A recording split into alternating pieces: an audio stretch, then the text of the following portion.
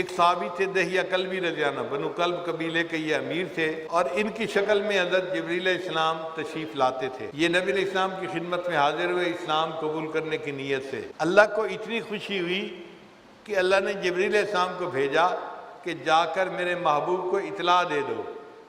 چنانچہ جبریل علیہ السلام نے بتایا، اے اللہ کے حبیب صلی اللہ علیہ وسلم، دہیہ کلبی آپ کے پاس آ رہے ہیں اسلام قبول کرنے کے لیے۔ تو نبی علیہ السلام استقبال کے لیے کھڑے ہو گئے۔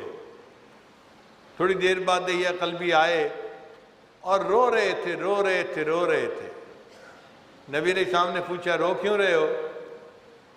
کہ جی میں کلمہ پڑھنے آیا ہوں اور کلمہ تو میں نے پڑھ لیا ہے، رو اس پہ رہا ہوں کہ میرے گناہ بہت زیادہ ہے، پتہ نہیں میرے گناہ معاف ہوں گے کہ نہیں ہوں گے۔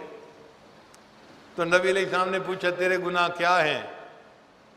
ان کا جی 60 سال میری زندگی کے گزر گئے اور میں قبیلے کا سردار تھا، میں نے 60 سال اپنی من مرضی کی، ظلم کیے لوگوں کے اوپر، اور زیادتی کی اور بدماشی کی اور عیاشی کی، اور میں نے اپنی زندگی انہی کاموں میں گزار دی۔ تو 60 سال کے تو گناہ ہیں، اور اس کے علاوہ ایک گناہ اور ہے۔ تو نبی علیہ السلام نے پوچھا، کیا گناہ؟ اے اللہ کے حبیب صلی اللہ علیہ وسلم، ہم عربوں کو گھر میں بیٹی کا پیدا ہونا اچھا نہیں لگتا تھا، لہذا ہم چھوٹی بچی کو زندہ دفن کر دیا کرتے تھے۔ میں چونکہ قبیلے کا سردار تھا، مجھے جب پتہ چلتا کہ فلاں گھر میں بیٹی پیدا ہوئی، میں اس گھر میں جاتا تھا اور اس چھوٹی معصوم بچی کو اٹھا کے گڑھا کھود کے اپنے ہاتھوں سے دفن کر دیتا تھا۔ میں نے اپنے ہاتھوں سے 70 بچیوں کو زندہ دفن کیا ہوا ہے۔ اور یہ کہہ کے پھر رونے لگ گئے کہ میرے 60 سال کی زندگی کے گناہ الگ ہے اور 70 معصوم بچیوں کو دفن کرنے کا گناہ الگ ہے، میرا کیا بنے گا؟ تو جبریل السلام آئے اور انہوں نے نبی علیہ السلام کو بتایا کہ اللہ تعالیٰ نے فرمایا ہے، دہیہ کلبی کو بتا دو کہ تمہارے اس کلمہ پڑھنے کا ہمارے ہاں اتنا درجہ ہے، ہم نے 60 سال کے گناہ بھی معاف کر دیے، 70 معصوم بچیوں کے قتل کا گناہ بھی معاف کر دیا۔ اب کلمہ پڑھنے والے بندے کا معاملہ 2 ہستیوں کے ساتھ ہے، ایک اللہ کے ساتھ اور اس کے محبوب صلی اللہ علیہ وسلم کے ساتھ۔ اللہ تعالیٰ ارحم الراحمین ہے اور نبی علیہ السلام رحمت للعالمین ہے۔ اللہ کیا ہیں؟ ارحم الراحمین ہے، اور نبی علیہ السلام کیا ہے؟ رحمت للعالمین ہے۔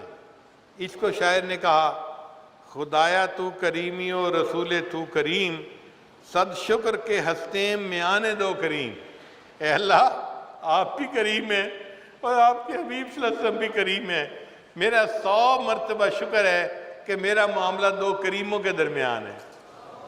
اللہ بھی کریم ہے، اس کے نبی صلی اللہ علیہ وسلم بھی کریم ہے، تو میرا معاملہ 2 کریموں کے درمیان ہے۔